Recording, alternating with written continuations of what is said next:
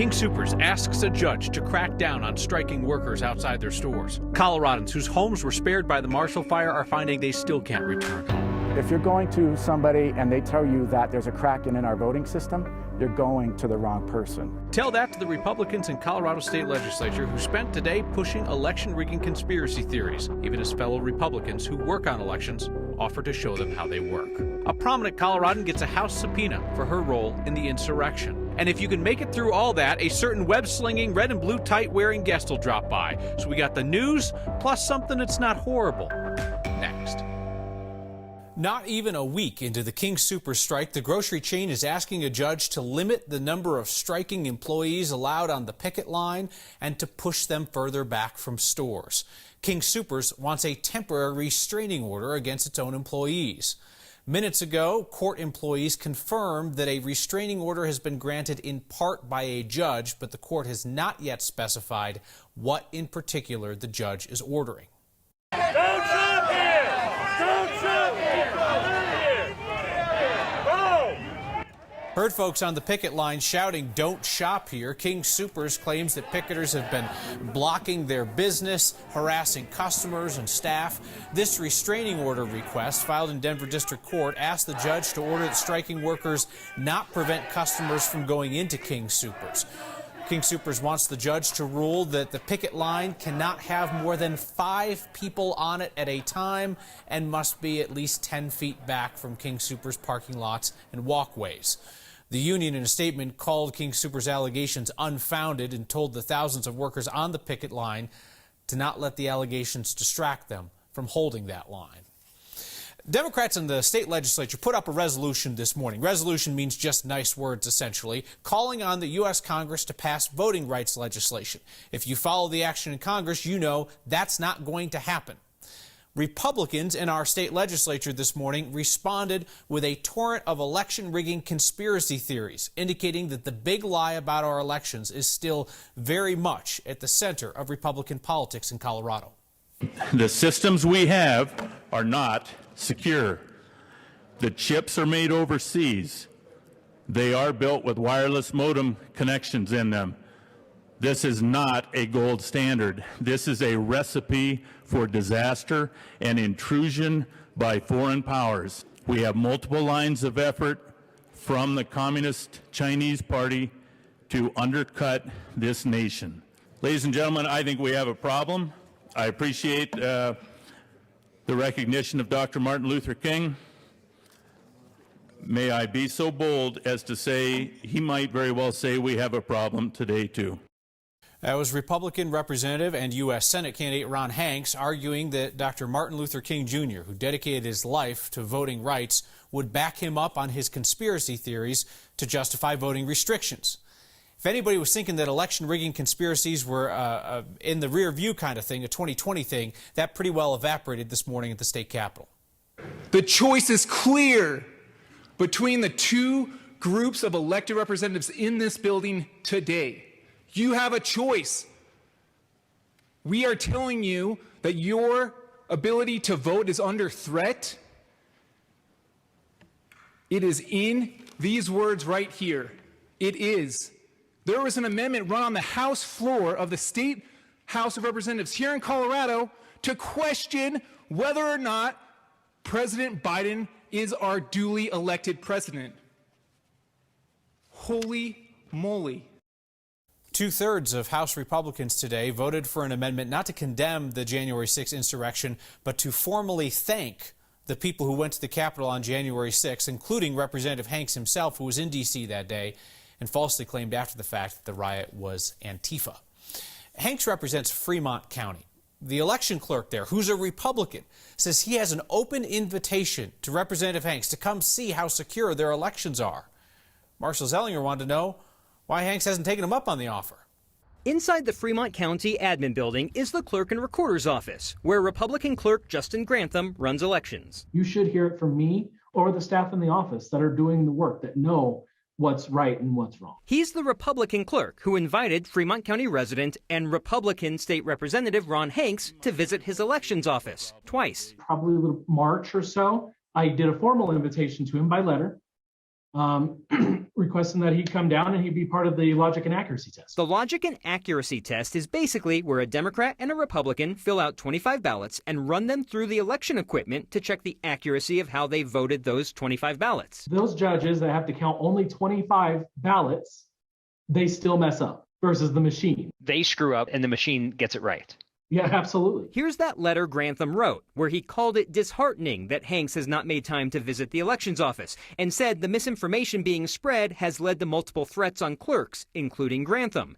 Hanks today provided me a copy of the email he sent back, saying the election issues he's pursuing reside outside of Fremont County, and that it is disingenuous to indicate threats of violence are the results of seeking an election audit, which, by the way, Colorado conducts election audits each year before the results are certified. You need to go to your trusted source, which is your clerk and recorder. You may not like the answer, but they're going to tell you the truth. As head of the Colorado County Clerks Association, Matt Crane, a former Republican Arapahoe County clerk, has to fight misinformation and disinformation about elections from his own party. If you're going to somebody who's telling you that our voter registration system has never been tested, you're going to the wrong person, because it's not true. If you're going to somebody and they tell you that there's a crack in our voting system, you're going to the wrong person. Again, you have to wonder about the motivation for it. Are they chasing votes? Is it a grift? What is it? Not often you do a story with the Kraken. That logic and accuracy test sounds really interesting, and actually I'd like to see it happen in person the next time I can. That's where you can write on 25 ballots, erase, mess with them, and see how the machine reads them. And as Grantham said, the machines are more accurate than the person counting them after the fact. And that's something that Grantham, Kyle, has invited Hanks to do himself. Would you go along if you had the chance? I would love to. All right, Marshall Zellinger, thank you. Colorado's Jenna Ellis now has a date with a congressional committee. She went from an obscure professorship in Colorado, where she appeared on this local news show, to being President Trump's attorney while he was promoting the big lie that the election was stolen from him. Ellis was just issued a subpoena by the House committee investigating the January 6th insurrection. She's involved in the legal effort to overturn the election in favor of then-President Trump. The committee wants to talk with her and Rudy Giuliani and Sidney Powell specifically about the legal memos that laid out instructions for Vice President Mike Pence on how to overturn the election. While we are talking about the big lie's deep and persistent roots in Colorado, another of our state's most prominent election deniers is now being sued by our Secretary of State. The lawsuit filed today would bar Mesa County Clerk Tina Peters from overseeing the 2022 elections. Peters is a Republican. Colorado Secretary of State's a Democrat. The lawsuit asks a judge to remove Peters as the designated election official for Mesa County. Peters is under investigation for breaching her own voting system security in order to leak files to fellow conspiracy theorists. It was announced last week a grand jury has accepted the case investigating that. Peters was given the chance to continue overseeing elections in her county as long as she agreed to supervision from the state. She refused. We're approaching nearly 3 weeks since the Marshall Fire devastated large swaths of Boulder County and left thousands of people homeless. And there is one detail that remains. And we keep asking questions about the evacuation order given to a neighborhood in Louisville at 2:51 p.m. It's there in the center with the red and the time on it, 2:51. The evacuation notice went out nearly an hour and a half later than all the surrounding neighborhoods. We've asked Boulder County about that alert and whether it should have been sent to people much earlier. Boulder County's Office of Emergency Management says y'all should ask the city of Louisville about that. So we asked them. Their response, we're looking into it. 19 days since the fire, and we can't tell the Coloradans who live in that neighborhood what happened with their notification. We'll keep asking because it's about saving lives. One woman did not lose her home in that fire. In fact, the closest house that burned is about 250 feet away. Yet she can't go home because of the smoke and the damage that remains. She spoke to our Angeline McCall about why returning home isn't an option for her. There's a difference between a house and a home. I just desperately want to go home. Victoria Hart is learning that difference. I stand in really full gratitude that I have a house, but it's not a home. I don't have a home to go to. She's currently at an Airbnb in Loveland. Concerns about smoke damage have stopped her from returning to her Louisville home. To be in limbo and not be able to go home is particularly difficult, and not to feel like maybe you might not ever be able to go home if you don't get it, remediate it correctly. And that's a fear that I have. Between her past cancer battle and her asthma, you can hear that I'm struggling a little bit today. Victoria says she can't be in her home for more than an hour. People who have smoke damage right now definitely are the outliers. Impacted, but not directly. So many wouldn't consider these outliers true fire victims. God, my heart is with them. But we're suffering in a different way. Victoria's insurance will pay for carpet shampooing and surface cleaning, but she wants those items replaced. It's not going to be okay for me to return until every part of my house is addressed with the smoke damage. As she fights with her insurance, she'll stay here in a temporary house. I'm worried about how long that's going to be. A place that couldn't be a replacement for a home. I want to go home. We can't go home yet. Now, there is a burned house behind me, but you can see in the distance there is a window with a light on. So there are neighbors in Victoria's neighborhood that have decided to return home. She doesn't feel comfortable with that at this point, mainly because of all of those medical concerns. But for people that don't feel comfortable like Victoria, she says there's really not a lot of funding available to her. So she has created a GoFundMe to help alleviate some of those costs. Kyle? Angelina, I imagine it's a very different situation than somebody who can, say, walk into the Disaster Assistance Center and say, this is my address, the home's burned to the ground, I need help. Yeah, it's incredibly different, and a lot of it comes down to if your house is on this map and declared by Boulder County as damaged. She's gone to the county 4 times now to try to get her house on that map because she's close, but she's also not in an area where, for instance, there's 1 home standing or 3 homes standing. It is a subdivision with homes that are still up and standing, so that makes it a little bit more challenging for her to access those funds. And without being on that map, you can't get resources from FEMA or other state and local funding either. Angeline McAuliffe, appreciate your reporting on the Marshall Fire since day one. Good to have you on next. Frontline healthcare workers say Colorado's system is on the verge of collapse. We asked the state if it plans to activate a crisis mode to help them cope by rationing care. Researchers are already studying the Marshall Fire and what might be done or grown differently to slow a fire like that. And a special delivery for Grandma. It's something that's not horrible, so it's next.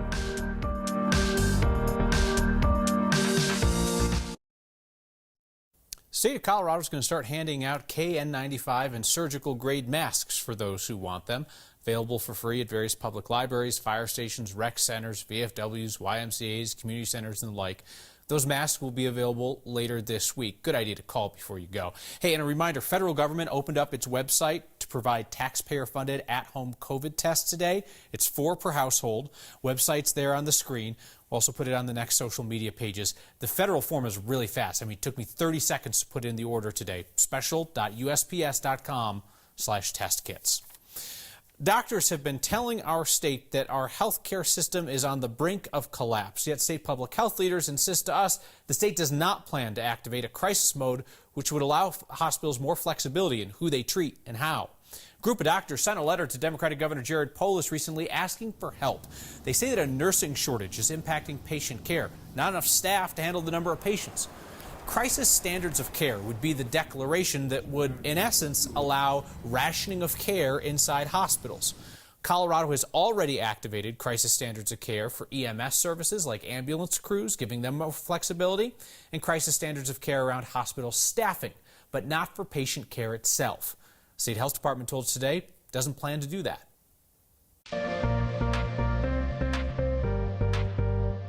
Here we go again, another storm moving in overnight. First, it brings us some freezing drizzle. That could put some ice out on the roadway, so a messy start to the day, plus a little snowfall on top of that could be a tricky evening commute. We have the winter weather advisory going into effect at 2 a.m. until 5 o'clock tomorrow afternoon. The urban corridor included in this, not just for all of that snowfall, about an inch or so, but really it's about the ice. Tonight, it's still pretty quiet here around the Denver area as the clouds start to push in. Our storm system anchored to the northwest, but it drops in overnight. Temperatures falling to the single digits, teens and low 20s for us, but really it's going to be early tomorrow morning, about 8 a.m. that we start to see that snowfall moving in and then pushing into the metro area by the afternoon and evening. It's going to be a cold day, but the storm system flies right on by. We're going to be looking at daytime highs in the 20s at best, and then a brief break for us on Thursday before more snow Friday. Scientists studying how the Marshall Fire spread say the wind would have pushed that fire past common fire breaks. They do have a suggestion, though. Burned cars from Boulder County are headed for the dump. Next, viewers asked why they can't be recycled. And the story behind this photo is something that's not horrible. So we'll have it in our Something That's Not Horrible segment next.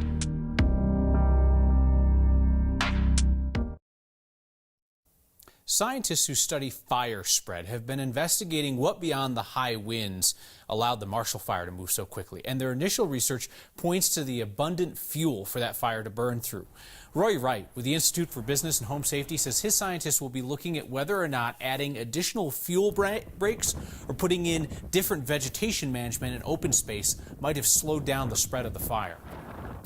I think we should be looking at the fuels around the community, the idea of a fuel break or a fire break, something that's designated and done, this wide swath of fire road.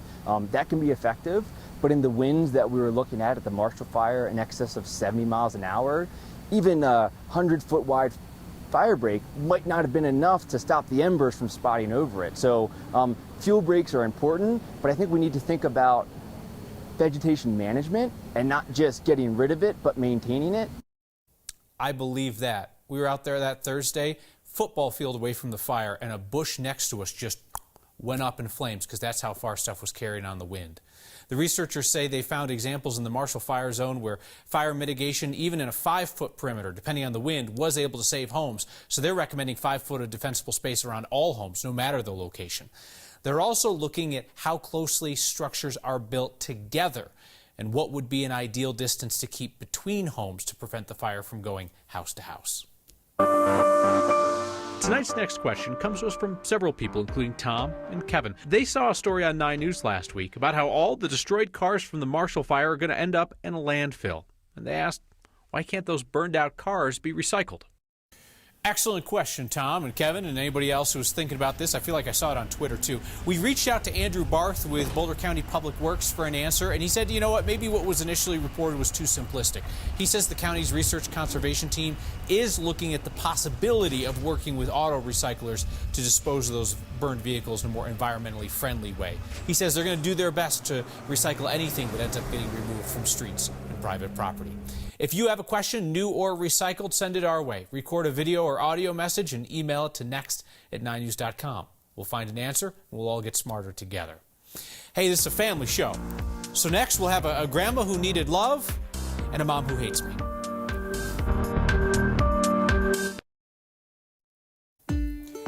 Your friendly neighborhood Spider-Man swinging by delivering soup. Hey, here's something that's not horrible, especially when Spider-Man's your grandson. That is really convenient for Kelly in Littleton because she is in quarantine right now, the Rona. Luckily, though, her grandson is a superhero, and his superhero ability is delivering her soup. That's sweet, and it's definitely not horrible. You can send us non-horrible things, even here on the news. Email pictures or video to next@9news.com. Maybe it'll be 10 seconds of not horrible that everybody needs. In feedback tonight, Terry writes in to say, thanks to the Next team for the great segment, especially raising funds for nonprofits and for starting the What's Not Horrible segment. Terry said we really have our pulse on what's happening and what's needed in the community. Well, Terry, that is really kind to say. We've got our finger on the pulse. It's because you tell us what you need and then we try to go out and find it. However, if we had a finger on the pulse of Josh's mom, it might be a little tachycardic because Josh wrote in tonight to simply say, my mom hates you. Well, that's unfortunate. If she loves you, Josh, it's okay. I'll get over it. We'll see you next time.